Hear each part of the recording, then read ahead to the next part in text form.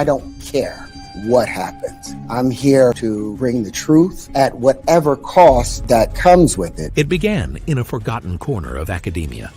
Dr. Elias Venter, a physicist dismissed by many of his peers as a brilliant but eccentric mind, had long theorized that the fabric of spacetime was far more malleable than conventional science accepted. For years, he published obscure papers under pseudonyms, warning that human understanding of dimensions was crude at best, dangerously arrogant at worst. No one listened. Funding dried up. Research opportunities vanished. Elias retreated into obscurity. But isolation was the perfect crucible for discovery.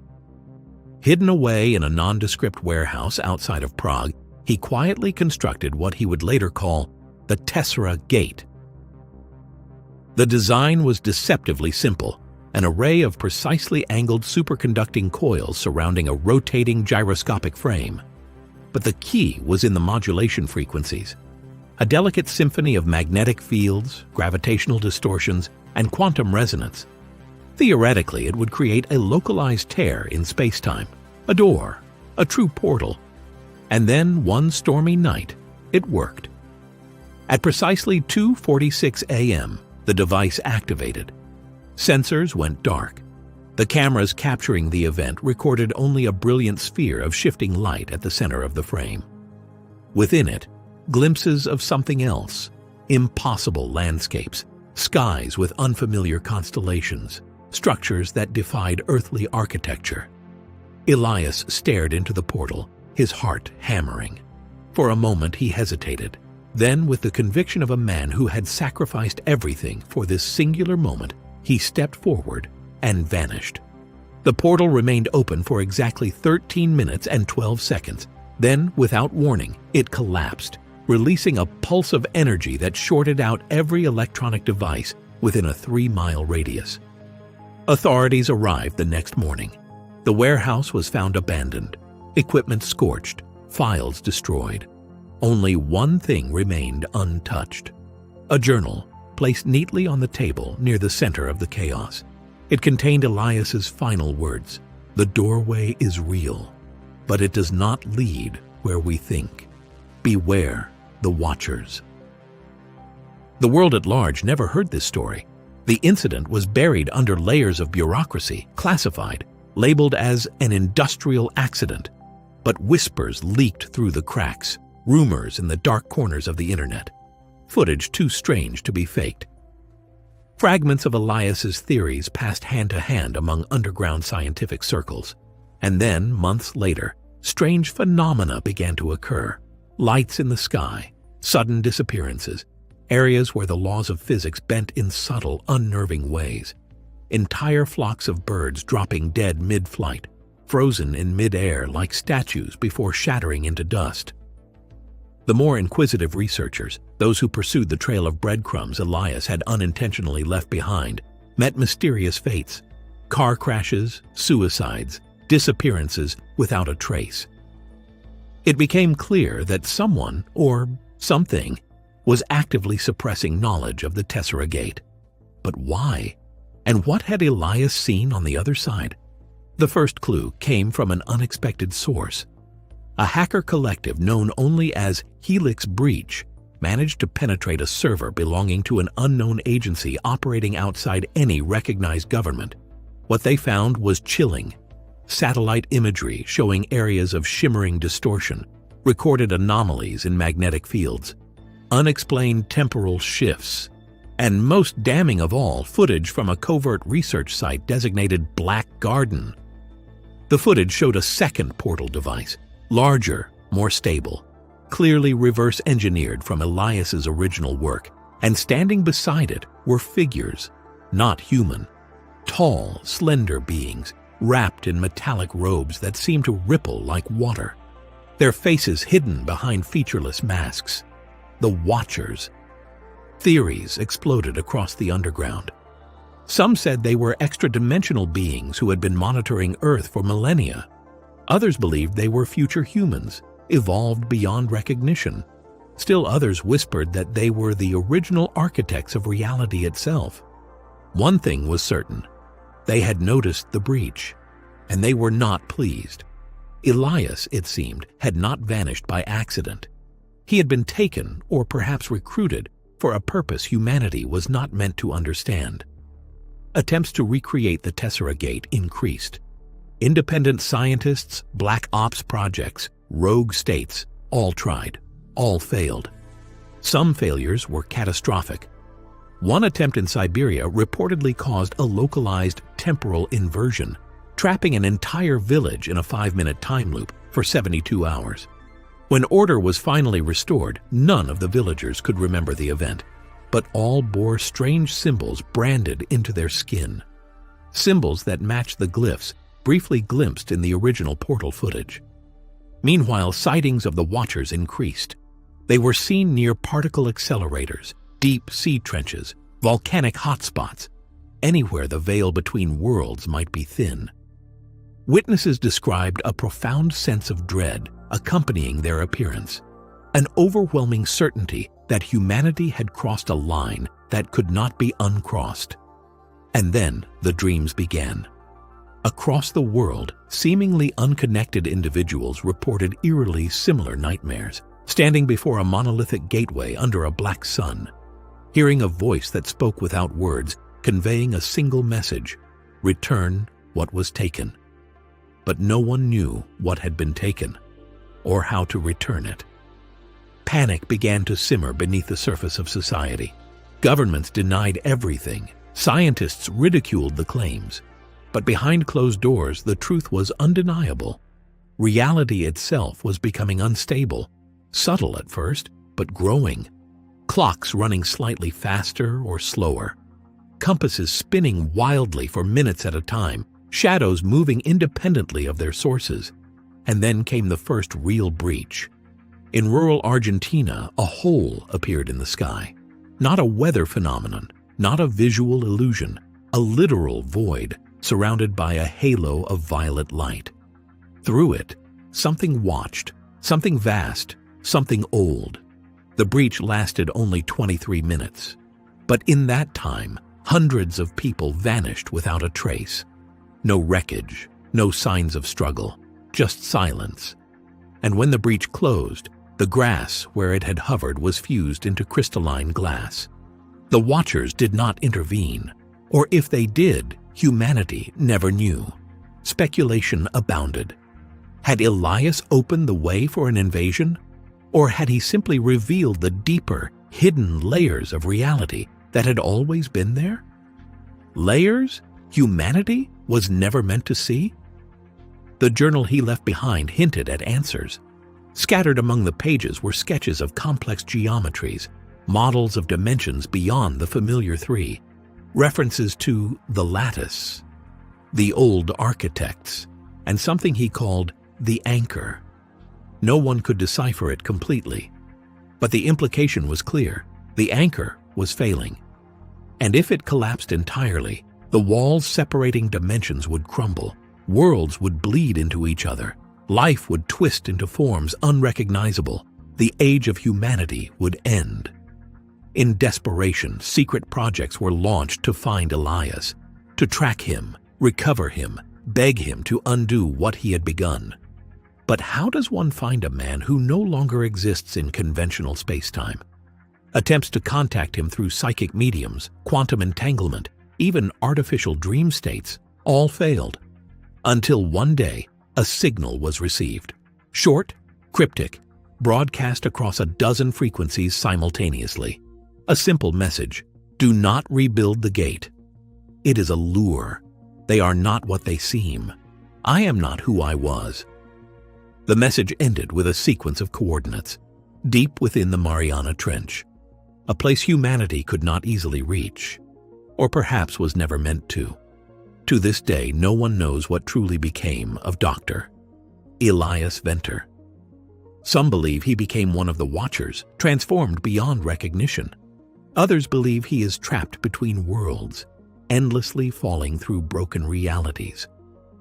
A few whisper that he succeeded beyond his wildest dreams, that he found a place beyond the reach of decay, fear, and death, a place where thought shapes matter, and time dances to the will of the awakened mind. but most accept the darker possibility that Elias opened a door humanity can never close, and that on the other side waits something vast, something patient, something hungry, waiting for the anchor to fail completely, waiting for the chance to pour into our world like a tidal wave. And when that day comes, no technology, no weapon, no prayer will save us. Only the knowledge that we chose to tear the veil ourselves, in the name of curiosity, in the name of ambition, in the name of our insatiable need to know. Elias Venter's name is now a ghost in classified files, his work erased from official records, his face blurred from photographs. But in the dark corners of the world, where reality thins and the watchers linger just beyond the light, his legacy endures. A whispered warning, a silent scream across the void, a reminder that some doors once opened can never be closed again, and that sometimes the greatest discovery is also the last. But even as governments raced to suppress the truth, the cracks in the dam were spreading faster than anyone could contain. In the deserts of Nevada, satellite imagery picked up strange formations, geometric patterns, miles wide, etched into the ground without any sign of construction equipment or human presence. In remote jungles of the Congo, entire villages reported shimmering doorways appearing in the air, pulsing with cold blue light. Those who entered the doorways were never seen again. Those who watched from a distance spoke of shapes moving within, creatures that defied physics, folding and unfolding through dimensions like shadows in a house of mirrors. The watchers grew bolder, appearing openly in populated areas, always in threes, silent, motionless, observing, and then vanishing. Attempts to capture them failed. Bullets passed through them as if through smoke. Lasers distorted around their bodies, bending light itself in their presence. One thing was certain. They were not here by accident. They were waiting. But waiting for what? That question found an answer in the most unlikely place, a forgotten Cold War bunker deep beneath the Alps, a place known only by its code name, Orpheus Vault.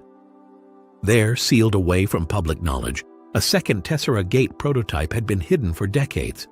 Constructed during the final years of the Cold War, it had been the product of desperate experiments with early particle physics and classified extraterrestrial technology. A backup plan in case of global catastrophe. The gate had never been activated. The scientists of the time had realized too late the dangers involved. But now, in humanity's desperation, the vault was reopened. A team of elite researchers and operatives gathered. Their mission: reactivate the Orpheus Gate and use it to find Elias, or whatever was left of him, and beg him to fix the crumbling anchor before it was too late. The world outside descended into chaos. Unexplained phenomena intensified. Animals migrating in perfect geometric patterns. Weather anomalies defying centuries of meteorological science. Entire regions slipping a few seconds forward or backward in time. Massive disappearances, initially blamed on natural disasters, masked a horrifying reality. People were slipping between worlds, into places where the laws of physics were not our own, places where the air shimmered with unseen predators, places from which no one returned unchanged. The race to reactivate the gate was humanity's last hope. But the Orpheus Vault team made a grave mistake. They underestimated how much the world had already shifted. When the gate powered on, the very fabric of the mountain trembled. Seismographs across Europe recorded the event as a low, throbbing pulse. The gate stabilized at a harmonic resonance previously thought impossible, a stable portal. But what came through was not Elias. It was something else. A being wrapped in tendrils of liquid shadow. It spoke without words, broadcasting thoughts that burned into the minds of all present. A single command: submit. In an instant, half the team collapsed, their minds shattered by the overwhelming alien presence. Those who remained fought to shut down the gate. But the being fought back, distorting space itself to hold the portal open. In desperation, the Vault's commander initiated Protocol Thanatos, a scorched Earth fallback plan designed to obliterate the facility with a miniature antimatter device. The mountain shook. The gate collapsed. The being was severed from its connection to this world, at least temporarily. The sacrifice bought humanity a brief reprieve, but the damage was done. The Watchers, now fully aware of humanity's desperation, began their final phase. The true invasion had not yet begun, because it was never about military conquest. It was about assimilation, changing reality itself from the inside. Cities began to change. Buildings subtly shifted at night, rearranging into impossible architectures. People woke to find themselves living in homes that did not match their memories. Roads led to places that had never existed. Maps became unreliable. GPS systems failed completely. Language itself began to fracture. Words subtly changed. Syntax mutated. Communication broke down in small, barely perceptible ways. Most chalked it up to stress, to mass psychosis. They were wrong. Reality was being overwritten. Elias had warned them the gate was a lure, and humanity had bitten down hard. The only remaining hope lay in the fragments of Elias's journal.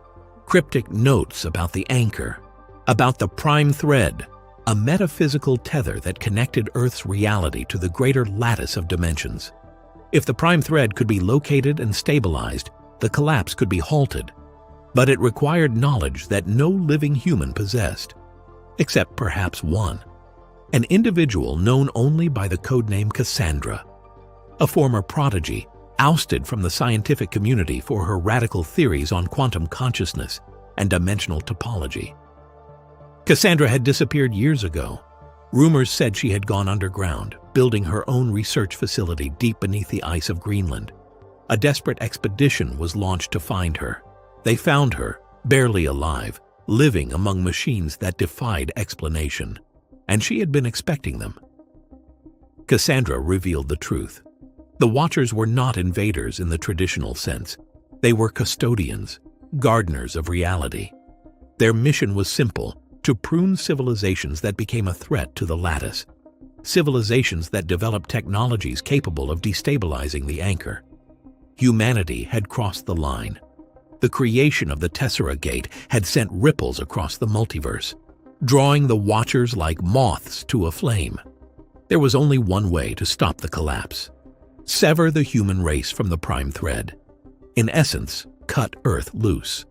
Allow it to drift into an isolated bubble of spacetime, a lifeboat adrift from the greater currents of reality. But doing so would come at an unimaginable cost. The severing would destroy all advanced technology, collapse all structures above a certain complexity threshold, erase centuries of human achievement. Humanity would survive, but hurled back into a pre-industrial state, a forced return to primitive living. But it was better than extinction. The choice was stark: fight an unwinnable war against forces beyond comprehension, or sacrifice civilization to save the species. World leaders, once so divided, united in secret conclaves. Debates raged behind closed doors. Meanwhile, the signs of imminent collapse grew. At the edges of cities, doorways opened into forests of bone-white trees under alien suns. Entire neighborhoods blinked out of existence, replaced by barren wastelands that whispered in voices no human throat could produce. In the end, there was no choice. The severance protocol was activated. A network of devices, built in secret from Cassandra's designs, surrounded the Earth. Quantum resonators, tuned to the frequency of the prime thread. When activated, they would shatter the tether, isolating Earth forever. The countdown began. 72 hours to severance. As the clock ticked down, humanity faced its final days of civilization. Museums threw open their doors. Libraries digitized and transmitted every piece of human knowledge into space, a final desperate act of preservation. Artists painted their last masterpieces. Writers penned their final words. Families gathered. Old feuds were forgotten. For a brief, shining moment, humanity remembered what it meant to be one people. The Watchers did not interfere. Perhaps they respected the choice. Perhaps they simply did not care. The final hour arrived. The resonators powered up. The Earth trembled, not from physical motion, but from the metaphysical sundering of its connection to the greater cosmos. And then, with a soundless roar that echoed only in the soul, the prime thread snapped. Reality shuddered. The Watchers vanished. The anomalies ceased. The portals closed. But so too did the lights of civilization. Power grids failed. Satellites fell from the sky like shooting stars. Cities went dark. The great achievements of humanity, its skyscrapers, its machines, its networks, all crumbled into dust over the following months. But humanity endured, stripped of technology, stripped of luxury, forced to begin anew. Elias Venter's legacy was not one of destruction. It was a brutal, painful rebirth. And somewhere beyond the veils of severed dimensions, he watched, changed, silent, a guardian of the world he had doomed and ultimately saved. For in the endless dance of creation and destruction, sometimes a species must be broken to be reborn. The Tessera Gate still exists, hidden, dormant, waiting. And the Watchers? They are gone, for now. But across the infinite tapestry of realities, other civilizations stir, other minds reach for forbidden doors, and the Watchers are patient. They will wait. They will watch. And when the next gate opens, they will return. Because there are rules in the cosmos older than stars, and those who defy them must be pruned. No matter the cost, no matter the sacrifice, no matter the sorrow left behind. And so the cycle continues. A cautionary tale written not in words, but in the bones of lost civilizations. A whisper in the dark. A reminder that curiosity is a fire, beautiful, alluring, deadly, and that sometimes the greatest threat to a world is the unstoppable desire to know what lies beyond the veil. Decades passed. The memory of the severance faded into legend. Children grew up hearing tales of the world that had been, of towering cities, magic machines, and voices that spoke across oceans. Most dismissed these as myths. Only a few remembered. The Keepers, a hidden lineage of scholars and survivors who preserved fragments of ancient knowledge in secret libraries carved into mountains, buried beneath deserts, hidden in the heart of ruined cities. Among them was a boy named Arik. Born under the shattered skies of the new Earth, Arik was different. From an early age, he saw things others could not. Flickers of forgotten machines buried under forests. Whispers in languages that had not been spoken in generations. Dreams of impossible geometries and cities made of glass and light. The Keepers knew what this meant. The severance had not been complete.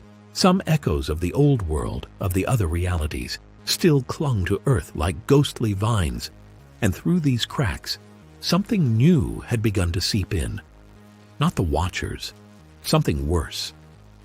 At the edge of human territory, strange phenomena returned. Not the shimmering portals of old, but fractures in the air itself, thin places where the world felt brittle, where reality buckled like paper soaked in water. Travelers who ventured too close vanished without a trace, or returned, changed. Eyes blank, minds hollow, muttering in dead languages no human throat should be able to form. Arik was chosen to lead an expedition, a pilgrimage to the forgotten city, a place spoken of in whispers among the Keepers. It was said that beneath its ruins lay the heart of the anchor, the original fulcrum upon which Earth's reality was balanced. If the fractures could be healed, it would be there. Gathering a small band of the bravest and the desperate, Arik set out. Their journey took months, through wastelands where time ran strangely, where days collapsed into moments and nights stretched into eternities. through forests where trees bled light, across rivers that whispered secrets no living thing should know. One by one his companions fell, some to unseen predators, some to madness. Some simply vanished between one step and the next, as if swallowed by an invisible mouth. In the end, only Auric remained, and he stood at the gates of the forgotten city alone. It was not a city in any human sense. It was an impossibility. Buildings twisted into spirals, rising into skies that flickered between colors unseen since the severance. Streets paved with stone that pulsed like living tissue. And at the center, the heart. Not a machine, not a shrine, but a tree. A colossal tree of crystal and shadow, its roots digging deep into the bones of the earth, its branches reaching into stars that no longer existed. And at its base, waiting, was Elias Venter, or what was left of him. He was not human anymore. His form shimmered, fracturing into endless reflections of itself. His voice echoed across dimensions. But his eyes, those ancient, weary eyes, were still the same. He had been trapped here since the severance, bound to the heart, guardian and prisoner both, and he spoke to Auric not in words, but in memories. He showed Auric the truth.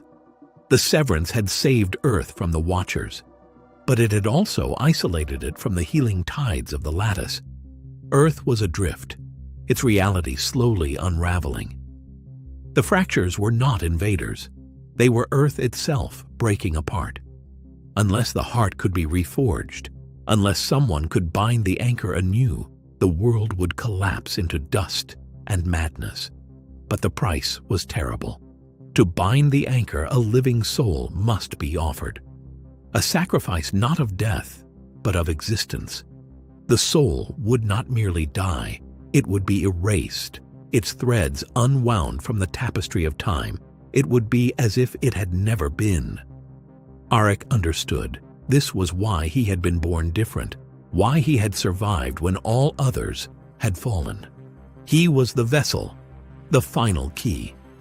Elias could not do it. His soul was already too entangled, too corrupted by the fracturing. It had to be someone untouched, pure, human.